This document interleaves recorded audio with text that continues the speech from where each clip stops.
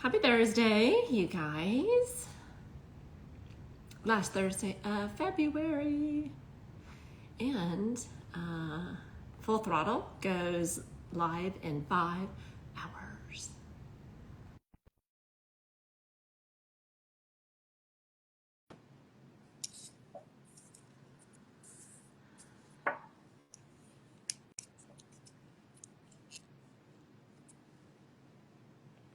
I see you.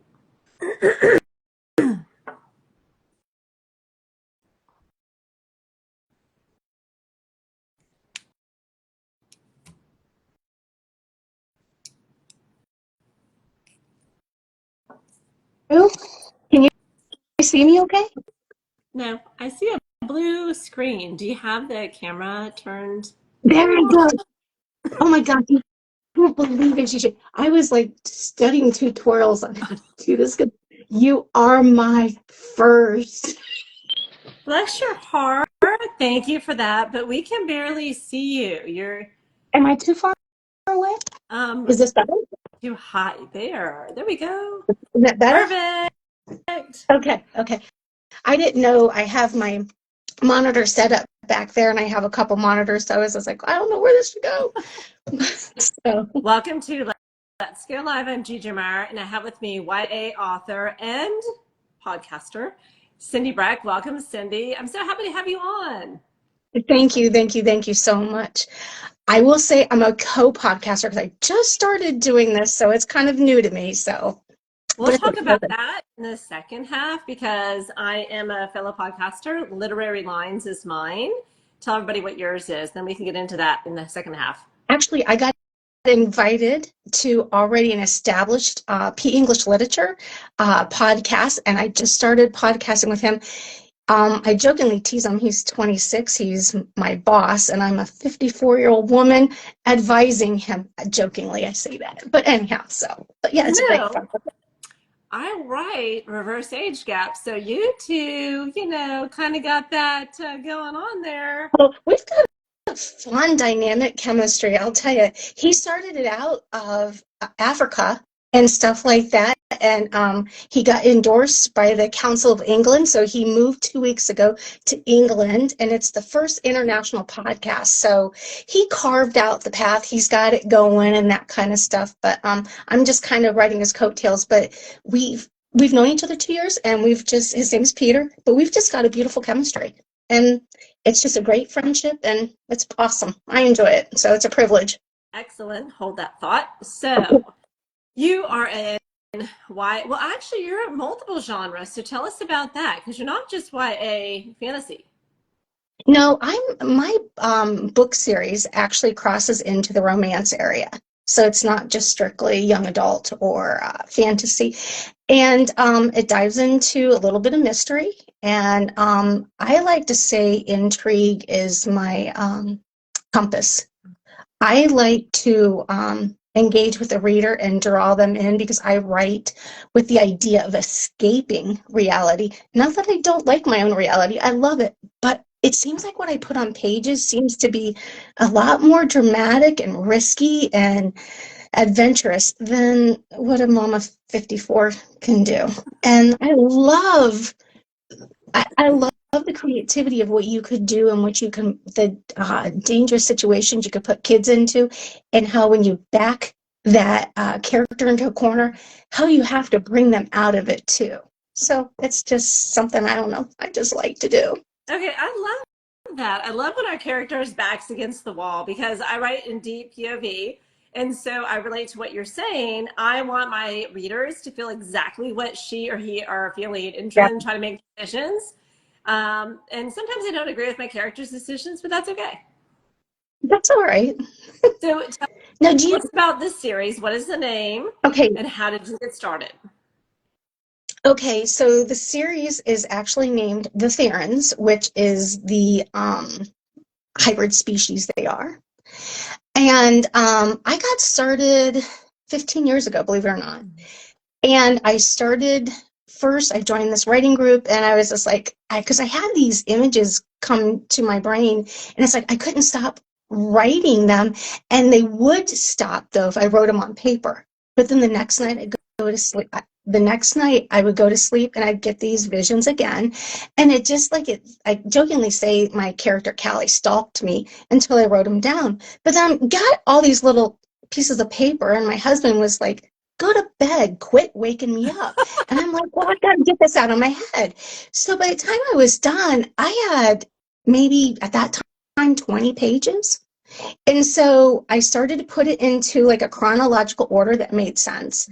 I joined a local writing group, and ever since then, I've moved forward with the same story, the same setting, the same, and I anchor all my books in some relevance of history, whether it's the watermill that we used to own for 22 years. I anchor it in history because I think like your deep point of view, like Lisa Hall Wilson works in deep point of view. And I know another author, a friend of mine, Linda Morgan, deep point of view is great, but I think that that's richness. I also think anchoring a book into reality with history because it's tangible, you can touch it. And I think it's so neat and fascinating that people would actually go visit that place, like even Twilight. It's a town in Forks. I know I'm a Twilight fan. I don't tell me. Oh, Betty. Oh, never mind. Anyhow, so but the whole point is I like immersing my reader in something that's real, something that's touchable, and they can engage with at the same time. But so I started this writing journey 15 years ago. It morphed into, from a hobby, it morphed into a deep-seated passion that if I didn't get the images out of my head and on paper, I got antsy. And so then you fast forward it, and I'm in this writing group. I don't know where it's going. I'm going to all these crafting classes. And then all of a sudden, I met this guy, not Peter, another guy, not the guy I was podcasting with, huh? And different than my husband, too. I'm teasing. But anyhow, his name was Jonas Saul. And I met him at a conference. And after a few years, of conversations because he's in another country and stuff. He's like, I want to represent you. And I'm like, Whoa, that's oh. big time. I'm like, okay. Well, he was familiar with my stuff. He was looking at it, editing it, and he started his own literary business. And that's the first time it hit me like, I mean, my writing group has always been like the backbone outside my family. But when somebody else connects with you and says, hey, I mean, somebody has got writing experience, he's got his own literary company, and he's coming to me, I'm like, wow, this is like a dream. This is like unreal. And validating your work. Yeah, especially when I come to the table with like dyslexia, I come to the table with learning disabilities, and I'll be straightforward and honest. I wouldn't have gotten through it without the support of my writing group, but he did help validate it.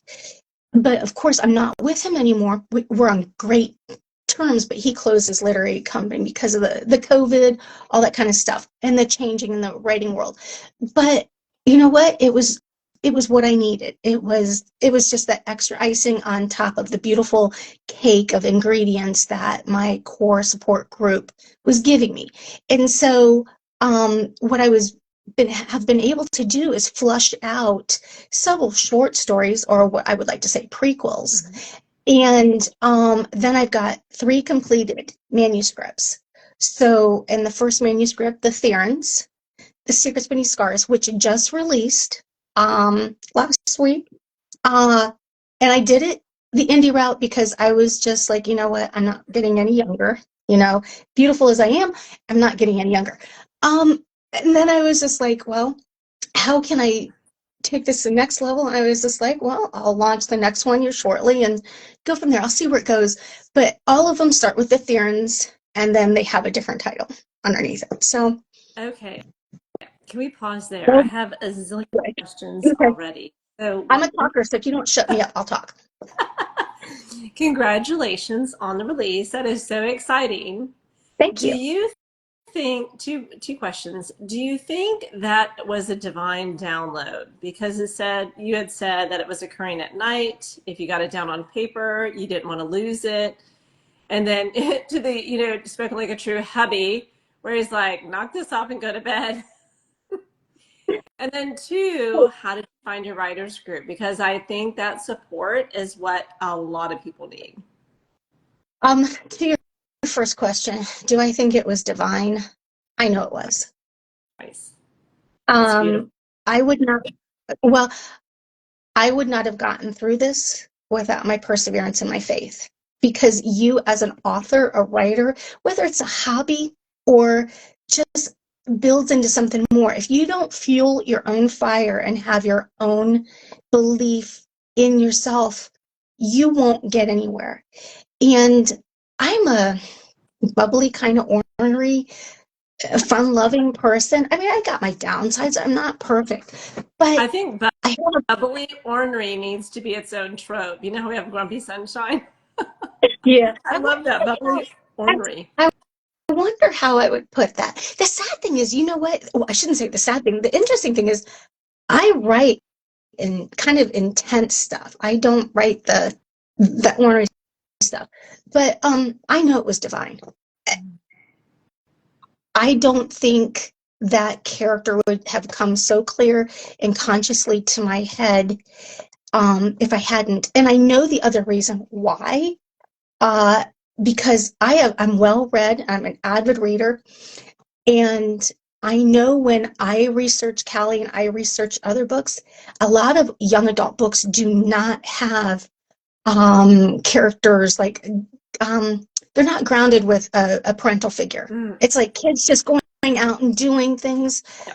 I wanted a figure in there that would be kind of like her conscience, but yet at the same time she could rebel, and that chemistry between those two characters, which gets very intense, would just kind of help catapult the tension and everything and the struggles, but yet it would also give her a core basis of where she needs to come back to as a person, or I should say a character, because she's It's very healthier real to that me. way.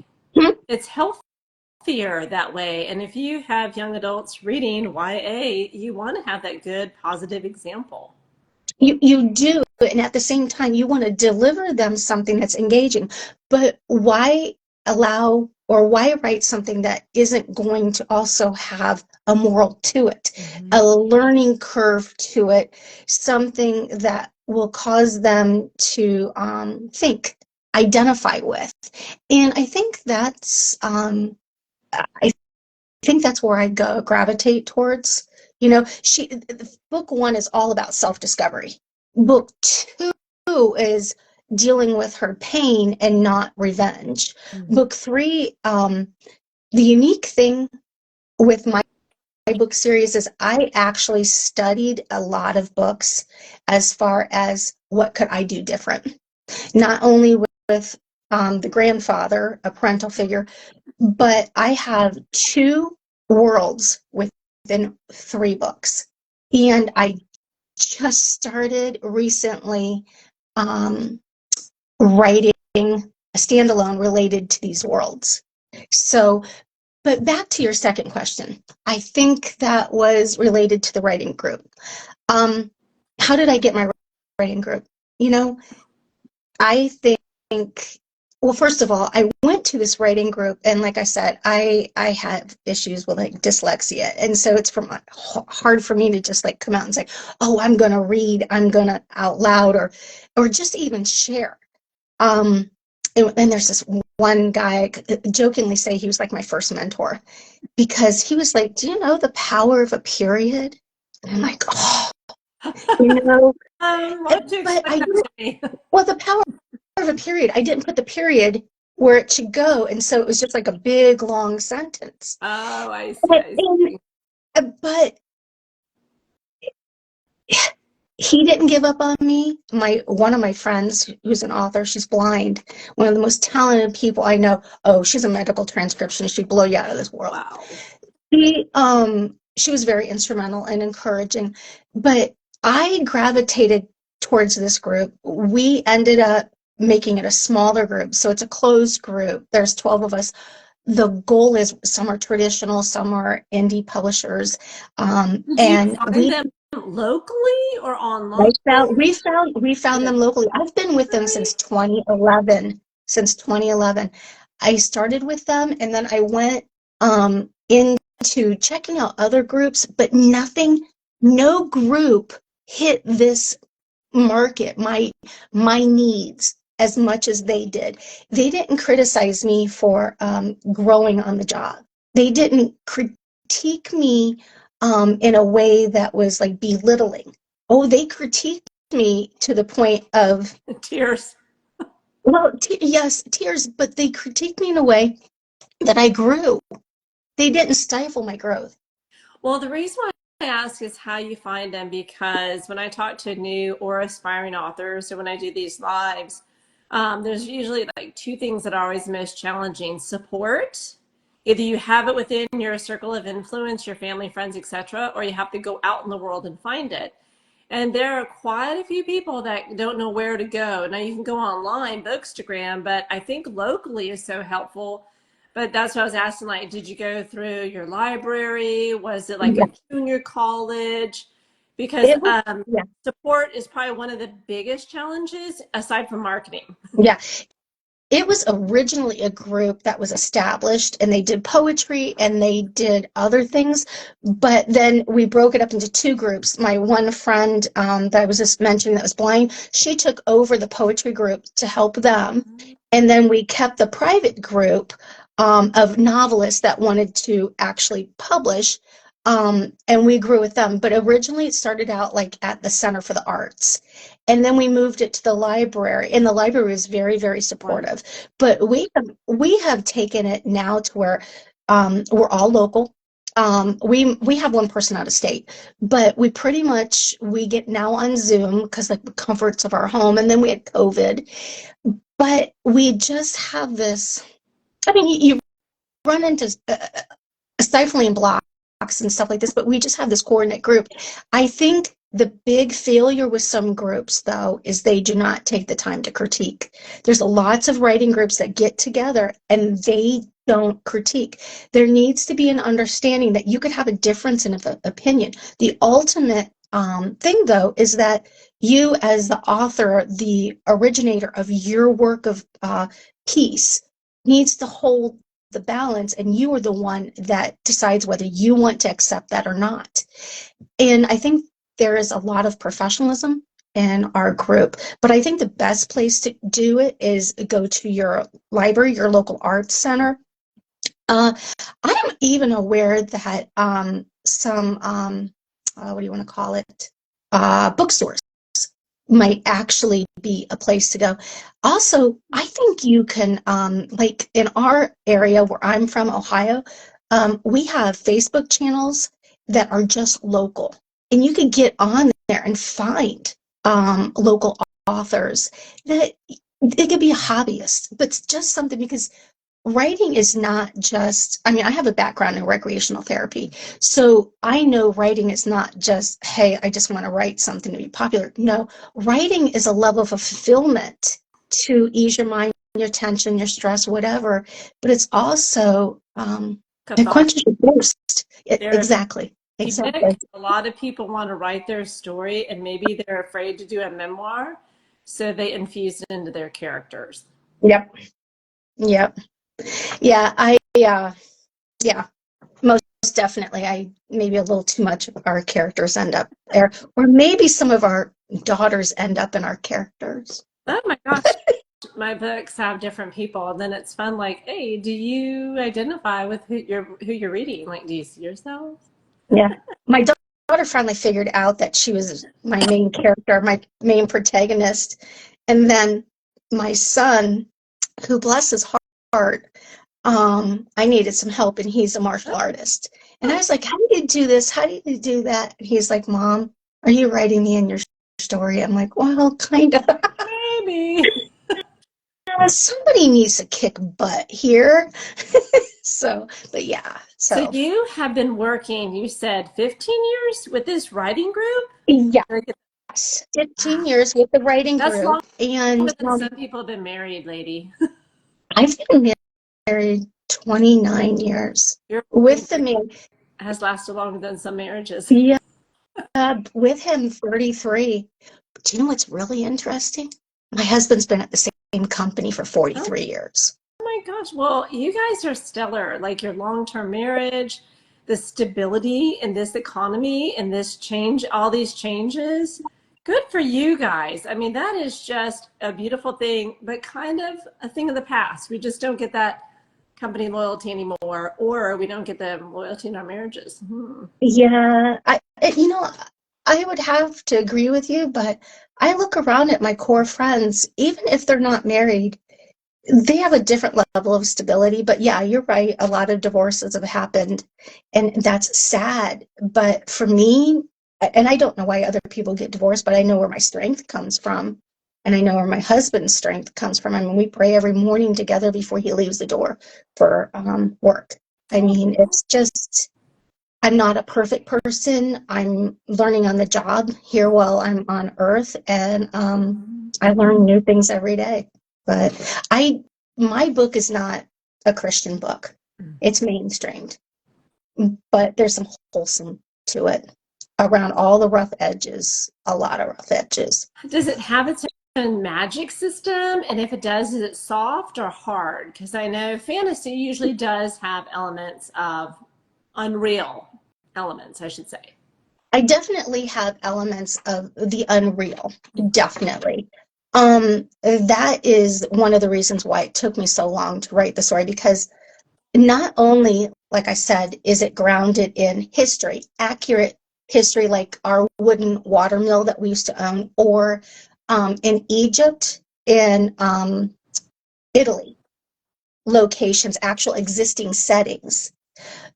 But I consulted two people. One was my husband, and was another friend, to bring this magic. Uh-uh. I used science for their powers that Okay. has a magic undertone to it. But even when the story builds from her self-discovery in this book to learning about the next stage, because she's an instrument of prophecy. Oh, So, intriguing. so yeah, it builds a lot more. Like I said, Jonas has read all three books. It definitely builds a lot more. But then you go to the Theron world, and then you go to a total different world where it explains and goes, and kind of like, it's like bookends, where Mhm. that third book, that huge impact moment, reverts back to the beginning to give you such clarity in a complete circle. But I tried to anchor it in science as best as I could. Of course, I wish I could do the magic wand, and I think there's some great books out there, but I wanted it deeper than that. I wanted the richness of her not knowing why she has vision malfunctions. I wanted the realness of why she couldn't use some of her powers, and pure, quite frankly, why she has them. Her parents are dead. I mean, you read that on the back of the blurb. I mean, so yeah, and I think she's a very engaging and likable character. I genuinely do, because she's kind of humbled, but she's kind of like irritated. She gets pissy. I don't know if that's the right word to say, but anyhow, so yeah, How long? Okay, so you have the first book that released. yes. I know you've been working on this for quite a while, but how long will it take you to write like book two? What's your writing process like? Take us through that. Well, book two and book three are completely Mm. done. Okay, so book one is 450 pages. Book two is about 500 pages, But and book three is probably going to be closer to 800 pages. Well, it is, just depending how you format the book. well, would Um, you do a volume one and volume two? So it's like four books, but really like three stories. You know what I mean? Because when that a lot. when Jonas was pitching, somebody wanted me to split the books up, and I contemplated that, but then it interrupts the flow. So no, for me, no. I'm just gonna put it out there. I think for me, though, I'm gonna put it out there like most people will probably. I think they call it a you put it out there, a book like every 6 months. Mhm. I'm a slow writer because my family comes first. So that's my goal. And my other goal is I write at least minimum quality, not quantity. I try to aim for 250 words per page so that the old tale that just write a page a day and you'll finish a book. That's where I'm at. So I think I'll have the next book out, and don't hold me to it, but next year, definitely. But the nice thing about having this entire series done is I know it's clean, clear, crisp, and I could look back at something and say, no, I know I have that accurate. And in the best of my ability, there isn't like, oh, she had blue eyes in book one, she's got red eyes or whatever in book three. No, I really believe with hiring editors and stuff like that to really make sure it's polished, it's good. So I'm slowly taking on things because we still will be the mill that's in that picture, in the house that's in that picture is our home and all that kind of stuff, because we turned a blacksmith shop into a house and then I put that into the story. So my whole thing is they're expecting like 20,000 people when the mill opens up. I'm going to be able to have it there for sale, and I don't want to rush it. I just want to enjoy and not get caught up in too much of the, oh, you got to get a book out there all the time. I'm okay sitting back. I love So that, where you're putting the quality over a rapid release, even though you have it done. Because we do think like, oh my gosh, I missed that, or did that get caught? And so to have that inner peace of mind that your product is like chef's kiss perfect. well, and yes, and I feel blessed. And I when and that this was the other beautiful thing. When when Jonas was and I signed with him, I took the time that when he was pitching to publishers, right? That I was also saying, okay, I'm not going to sit back. This is where um, I feel I had that perseverance, that faith that I had to believe in myself, in your core group of your support team that's there for you. But I sent my book to readers' favorite, which they gave it a 5 star. And then I took the time, and by the time I was done, I was humbly honored. But I got some really awesome authors other than Jonas that endorsed it, like 6 of them. And I think it makes a big difference. Not, but for me, those endorsements were beautiful from those authors, but I wouldn't have gotten there had it not been for my family or my friends that supported me the last 14, 15 years. So that makes a huge difference. So tell us about this watermill. I'm fascinated. Then you said you lived in a blacksmith shop. So I know that doesn't have to do with writing, but it is part of your story. So, and you write historically accurate in your story. So I want to hear about that. Okay, so the watermill is actually the Keister watermill. It's in north central Ohio. Okay. And so like if you Google it, you can find it. It's a 4,500 square foot building. We sold it like about 6 years ago to Western Reserve Land Conservancy. And so it went underneath this huge facelift. But there's a lot of unique things that happened in this. So my husband built the water wheel in 2002.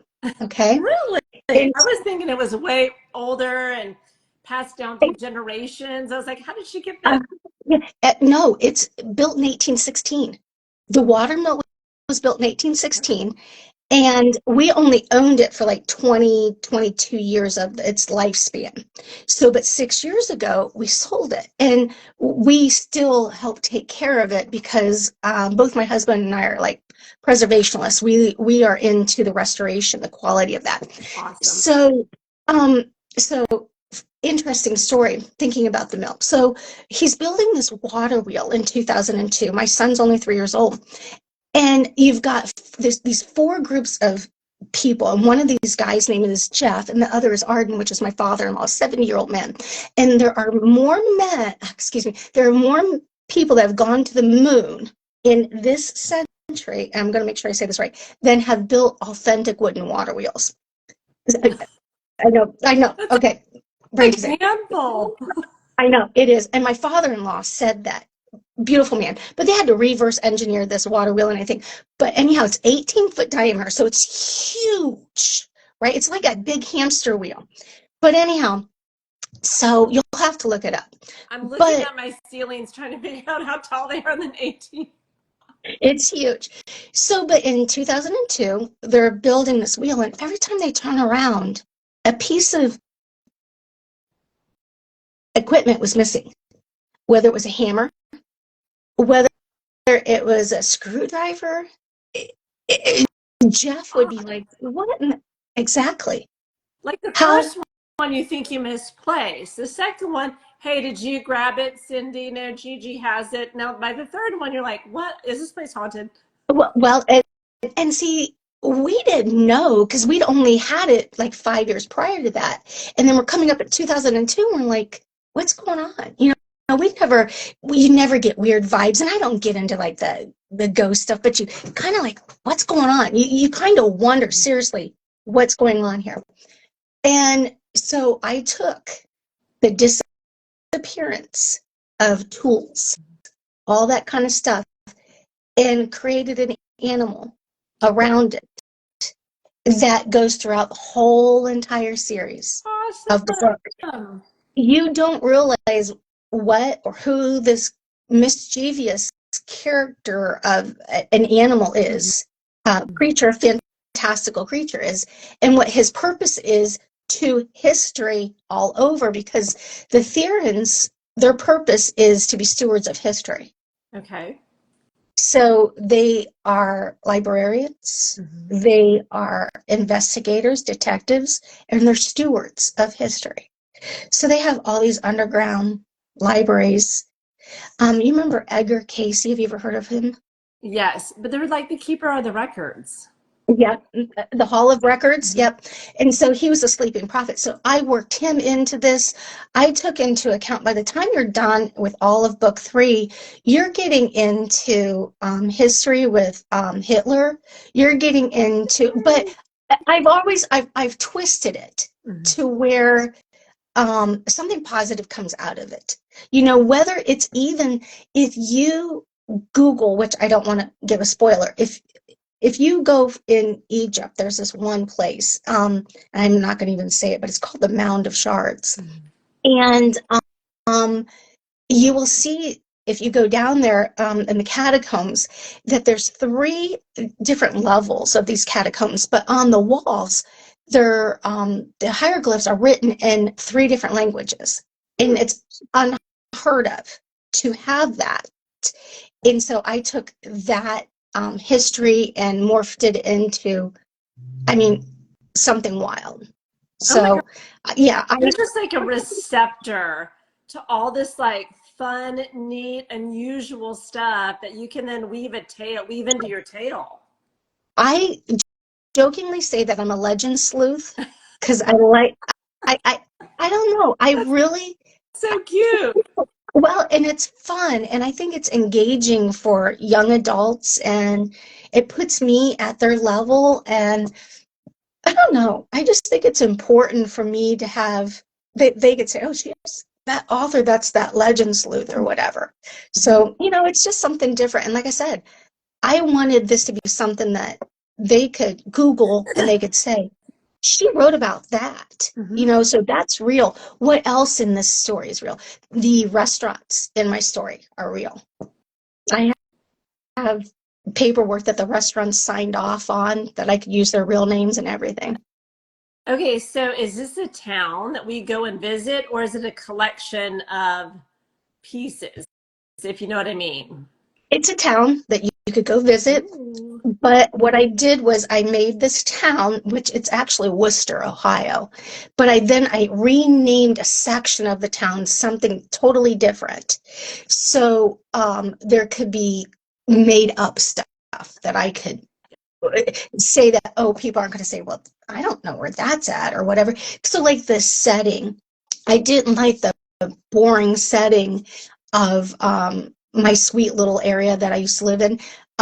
I decided to say the driveway was lined with oak trees. Well, there's no oak trees. It's a street, but still, you have to make it more engaging and more lively and just entertaining, you know? So I don't know. But there's a lot of people don't realize how fun you can make something when you take something real and then add a fantastical creature to it. Or if you add, and I have several different types of fantastical creatures, especially by the time you hit book 3, you're like, where are we? What are we doing? Because, like I said, I read enough stories that I wanted this book to be something totally different, the series to be totally different than anything that you could pick up off the shelf. And we love, the movie, excuse me, Forrest Gump, weaves that tale through all these real life events. Yep. And so Yep. yours is in a similar vein, but also, like you said, fantastical. Mm-hmm. Yeah. And I think it has an undercurrent. Like Gramps is a believer in his faith, you know, and so I think it keeps that, you know. I don't get off center. I think it keeps a good quality of a moral compass, but at the same time, by the time you're at the end of the book, you're looking at like, am I seeing Sarah Moss?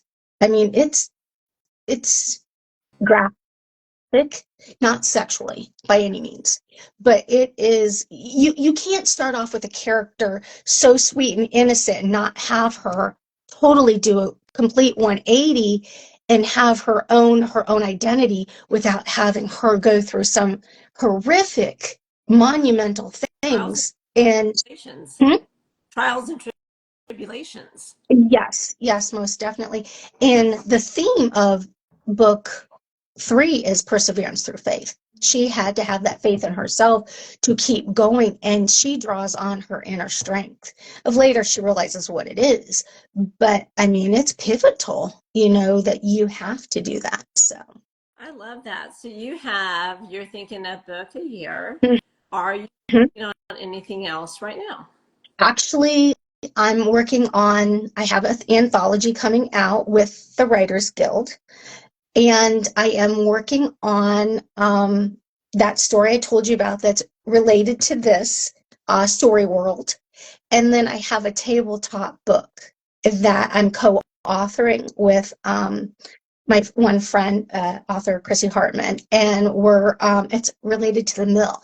So Mm. my hope is that eventually my books will be able to sell at the gift store there. So because they're going to have buses coming through, and I think direct sales are a good thing and people could meet. And I'm going to be hopefully given the tours and that kind of stuff because, like I said, I have a passion for this mill and the history and where these new owners are intending to take it, And you you know? better write it. You lived there 20 years. Yes, yes. Yep. So, yep. And I mean, it's just, I don't know, it's just home. It's something that we invested a lot of time in. My kids grew up, they played hide and go seek. We spent nights there. Well, shouldn't tell anybody that, but but I mean, it is a very um beautiful place. You are going to have to take the time to Google it and look at it, It's especially a from part of where you. it was. Yeah, it is most definitely. It's a part of my husband and I and my family, but where it was and how the last few years they've done it. But they have like a mile and well, not a mile, a half a mile of raceway and stuff. And I talk about that in the book. But keep this in mind. My book series is not so entrenched in history that that it's like an overdose of it. It's not. It's flavored with it.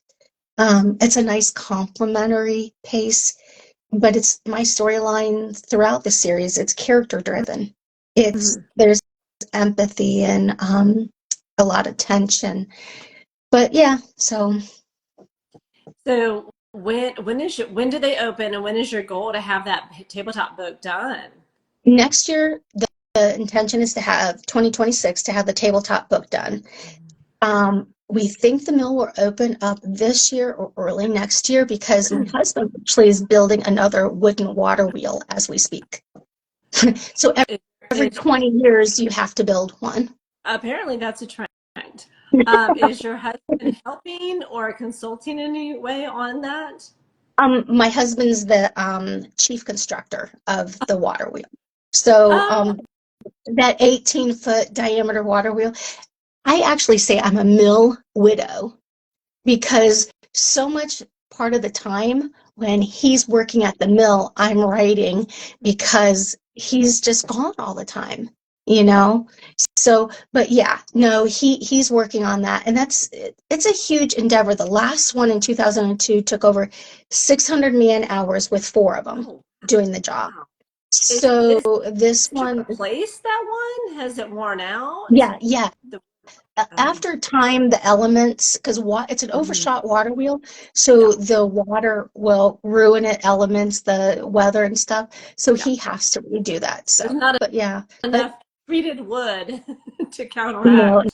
not enough oak. Nope, nope. And you have to do it when the wood is green and not dry. So it's a short time frame that everything has to get done in. Yeah, so It's it's wild. quiet. I don't understand it all. But yeah, and now I'm writing a short story right now with the grandfather building a water wheel because it's been such in my life right now. So I'm working that into the storyline. I'm writing little short stories to fill in the pieces um, as the main series has already been written, just to allow the reader to understand where Callie's parents were when they made certain decisions. It's kind of like reverse of like Batman. Batman was written, and then they came out with Batman Begins, later Or on. I've so kind of done the basically Star prequels. Wars, Yeah, right? yeah. What will you do with those short stories? Where do they go, or how do readers get their hands on them? Well, I have three of the short stories up right now Mhm. on Amazon. And I have the main book out already, The Therans, Secrets Beneath Scars. And like I said, I'm writing an anthology right now. And I will take that story from the anthology because it is related to the main series, and I will work that in like its own little piece. And then I'll release it and stuff. The hard thing is people are going to have to know where do all these stories kind of fit and stuff. And I should have probably put that in there, but prequels is self-explanatory. But since I have two other short stories coming out this year, it'll A be reading interesting. list. You could put a reading list in the front. People love that. Or on your website. They really love that. Yeah. Well, I do have a reading list in there, but I should have put like you read it in this order kind of thing, if you want to stay in touch. But you don't have to read those short stories to know the essence and of the main books because they're entirely complete on their own. I So, but think yeah, readers will pick that up, though, that they are just yeah, supplementary. yeah, yeah. They're a nice little icing on the cake, I'd say. Let me ask you this. You're so entrenched in this world, and it's been such a valued asset to you on many, many levels. When you're done, is it going to be hard to let go? I don't know that I want it to be done. Okay, so you'll continue to write different stories around the different people or the different buildings. Yeah. Well, I'm working on a standalone related to this world with some of the same characters in it and stuff. I don't want it to be part of the main trilogy because I've got 140,000 words in that last book. I don't want to write 140,000 words again. I want to anchor it into just 80,000 words and then go on to the next project within that series. And I'm not somebody that likes that I'll write 5,000 words that day. I'm somebody that writes a couple hundred words, maybe 1,500, and I'm okay with that because I'm more concerned about the recording that's going on in my head, that it's fluid enough that what I'm writing down there just flows right, and I don't want to go back and have to re-edit things so much because like I said, I love to write, it's a passion, but it takes me longer than some people with transposing letters and stuff like that. So Oh, I deal with it. So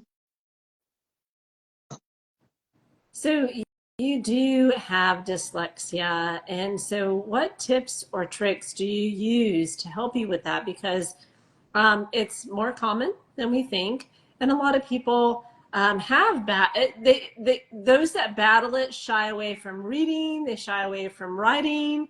There's been a lot of shame attached to it because kids, you have to read in school and it takes you longer, or letters get transposed, all sorts of stuff around dyslexia that's just tragic but true.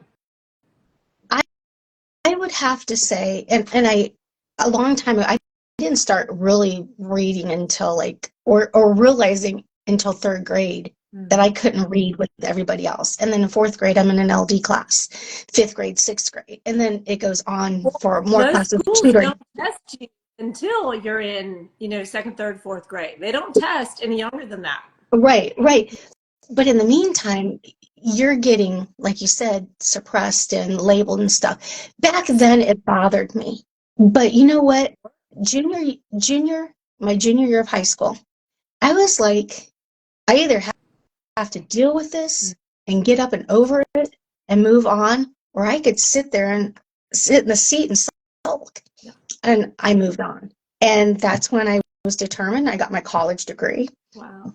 It took me a little bit longer time, but now if you do research, if you seriously do research and you look up um, dyslexia, I don't think God really makes anybody wrong. I, I think we're all made perfect in our own way because um, there's something about dyslexia that gives you that extra spatial visual. I don't know if I'm saying it right, but I could see things in a 3D way when I write. And as long as I'm not stressed out or anxious and I can stay calm, I can write. And then I don't usually transpose. Now, if I get tired, then I just have to shut things down because then I'm definitely transposing. So my advice is don't write when you're tired, when you're stressed. And when I was engaged in some of those fight scenes or any of the fight scenes, and I was consulting my son, I had to be careful because I was trying to get the words right, and he'd be like, no, no, no, no. But it would anger me or stress me out because I wasn't getting it right. And then I'm trying to put in my mind the vision that he's telling me, and it's not computing. And when it wasn't flowing right, then that messed me up. So you have to stop. You have to take the deep breath, and you have to recognize where your strengths are. Dyslexia to me now is not anything that holds me back. Nice. I write slow, I embrace it. I want quality, I embrace it. I look at it as like it's a superpower.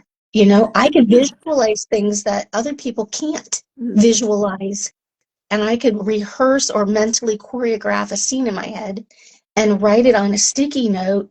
And I'm not a pantser, I used to be, but I will aim towards that sticky note that I have on the scene where I'm looking at the tension, the dilemma, and the cliffhanger, and where I'm aiming towards, like it's a street sign, and I could visualize what transpires as we move steps towards that street sign.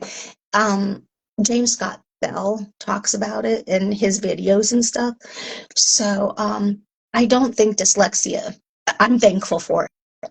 I would not be the woman I am, the mom I am, or be able to relate to people if it wasn't for my dyslexia and understand people and have compassion the way I do. And I think it's a blessing. I'm not going to say that I have an issue with it. So I think there's a lot. I mean, I work easier with some of the most difficult people in life, whether it's when I worked in geriatric psych as a rec therapist or whatever. My strength is my patience and my nurturing.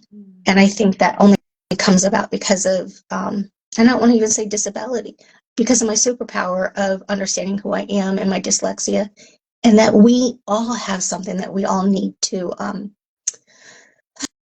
we just need to be patient, society, and we need to be people who are willing to listen to the other side, somebody's story. Hey, we do. We seriously Oh, I agree with have you lost that talent, wholeheartedly. huh? But I think your outlook is amazing. I think you embracing it is something that's inspiring to people that have it. Well, I love it. I'll be honest, because like I said, I wouldn't be able to see what I see without it. And but there's a lot of authors that have dyslexia, Mhm. and some don't want to admit it.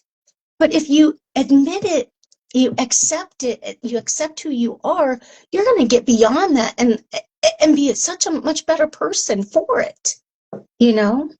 So, but Well, and that's I my two think cents. because, you know, depending on people's journey and if they're ostracized and humiliated, made to feel, shameful about it. I think that also, that's wounds we carry deep inside that we try to hide and we don't maybe want to reconcile with. Do you dictate? I dictate like speaking to something. Yeah. Oh no. Okay. No, no, Well, I no. know that a couple authors that have dyslexia um, or comprehension issues, they Mhm. dictate. They dictate because they can get down faster than they can read and write. Yeah. My thing with the at least I would think is that I think my mind works so quick that I don't think that I take the time to get all the visuals in. I think there's Dragon out there and some other stuff, but no. I even have problems using my phone to like there's a little button Yeah. you could record or something Yeah. to leave a message. Technology is not my friend. I'm lucky I have a computer. And believe it or not, one of my best buddies, my author friend I was telling you about, she's tech savvy and she's always getting me out of trouble. I had to watch a tutorial on how to do live.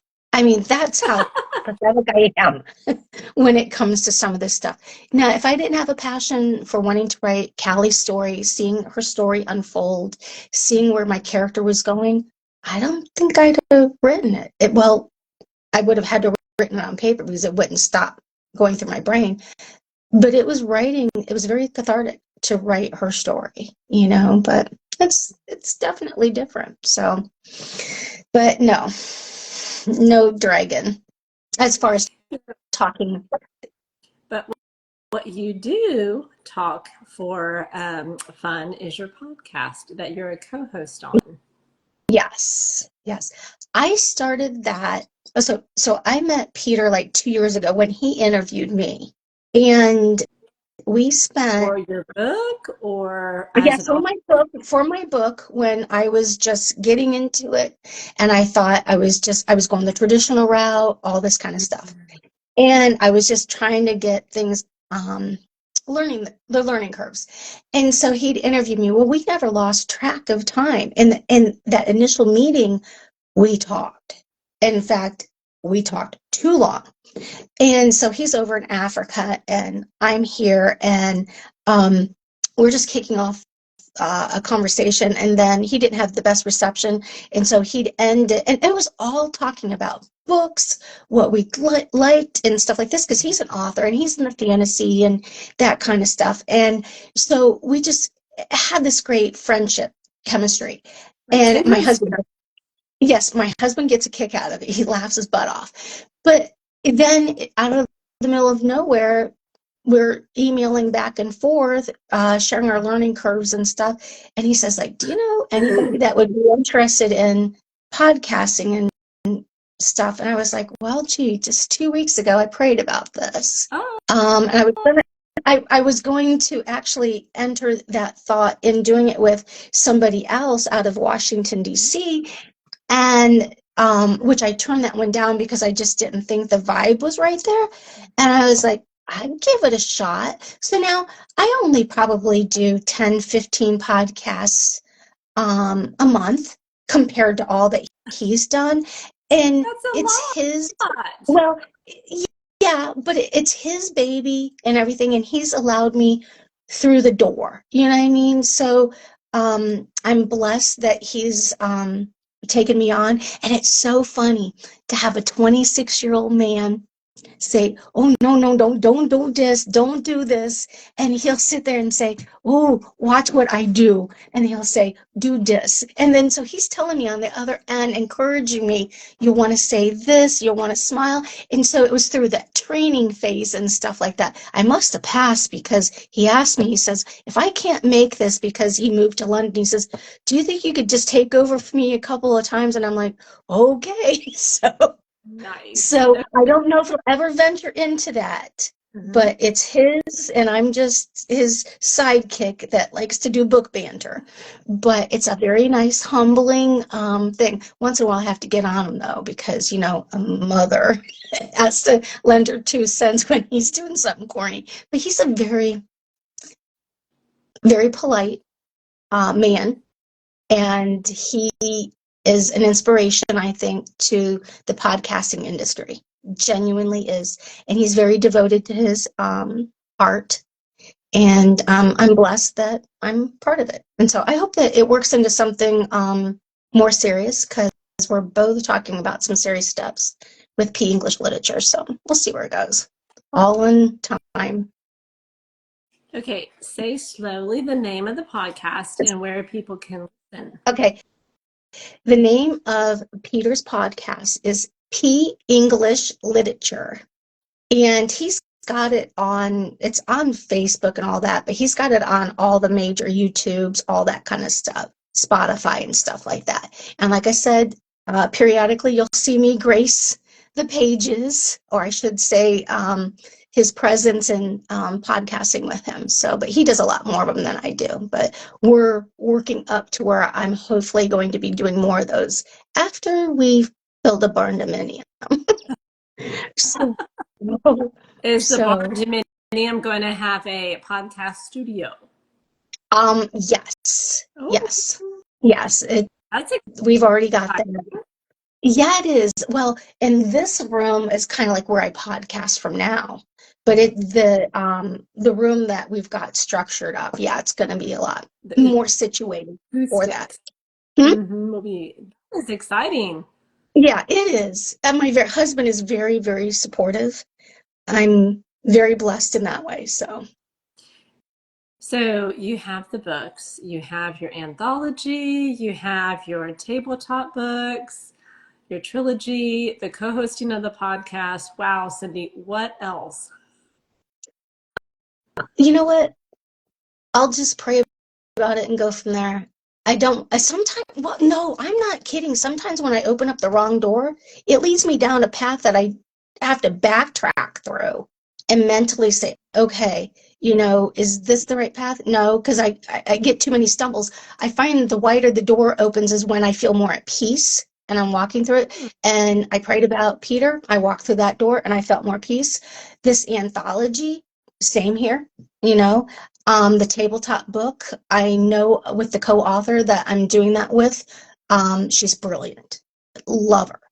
And I know that is, I think when I find more peace at things, it's better for me. I don't want to jump too far ahead, but that's 3 things on the burner right That's a now. lot. I Yes, know. That's what I'm telling you. It's a yes. lot. In addition to building a house and building a water wheel. You know what I mean? And I'm all about the quality, what I put on the page, and not everybody, writing is subjective, reading stories are subjective. So not everybody is going to like, oh my gosh, she's a fantastic writer. No, but I hope that readers do identify with my character and the message and just engage and find 6 hours of leisure, you know? So, but I want to take people I want this story to set alone and be something totally different than what other authors have put out there on that market.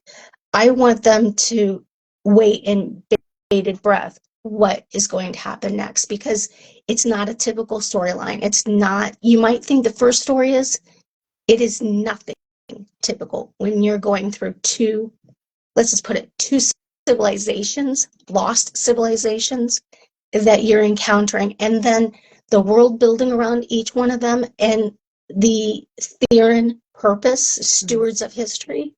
There's a lot to it. And twice now in the reviews that people wrote, they must have gotten it because they saw and they targeted National Treasure, the movie National Yep, Treasure.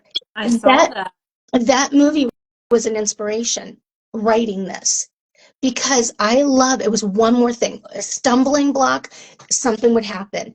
But Mhm. they found the treasure. That's what I like to do. I love uh, stories around like National Treasure and then Hercules and mythology and all that kind of stuff, and then entrench it in stuff in history, real live history, whether it's here in America, Italy, or Egypt, or maybe somewhere else.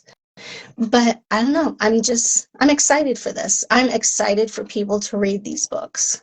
I just hope that not choosing to do a rapid release is the right thing.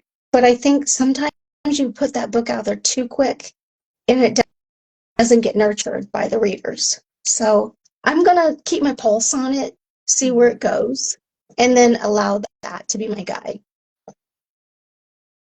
I love how you walk with discernment too. So, between walking that way and then also not doing a rapid release and doing slower so that way the readers can absorb it, I think it's genius.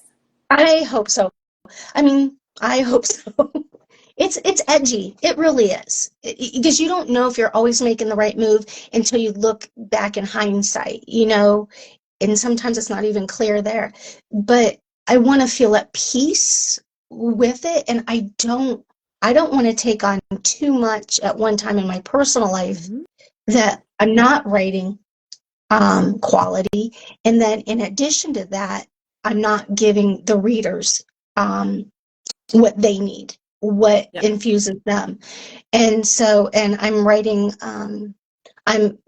up a proposal right now for a huge step. Uh, so that encompasses all of this right now. So, and maybe Wow. that's for another time. So, but Yes. if this happens, it will be a blessing. It'll be a huge blessing. But Well, I you got to give you my dream word big. for that. But you got to dream big. Mm. It's been a fascinating hour getting to know you. Just, you're such a doll. I love it. So tell everyone where they can find you online and where they can find your new release and the short stories.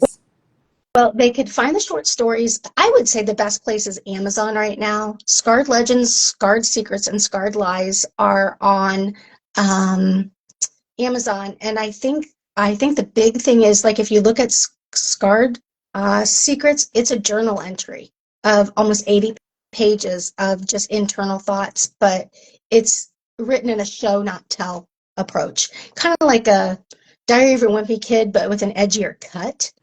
Uh, but the other short stories give you back history and so forth. But you'll find those on Amazon, and then you'll also find Scarred Secrets. Actually, Secrets Beneath Scars, the Therans Secrets Beneath Scars is actually 99 cents. Oh, it's on Right.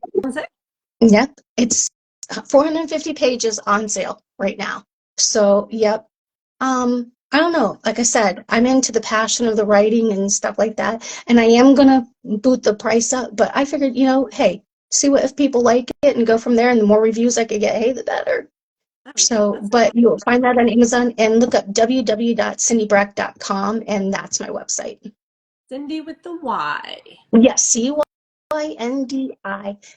CYNDIBREC. And yes, that's a pen name. So, Great. Well, thank you so much yes. for joining me. Thank you for allowing me to be the very first live you've ever been on. I'm honored. Well, you know what? You made it easy. You made it very easy. So I thank you very much too for having me. I So you try take to. it. It's like old friends chatting over coffee. Yes, yes. I did bring my French vanilla iced coffee. So you have a wonderful day, seriously.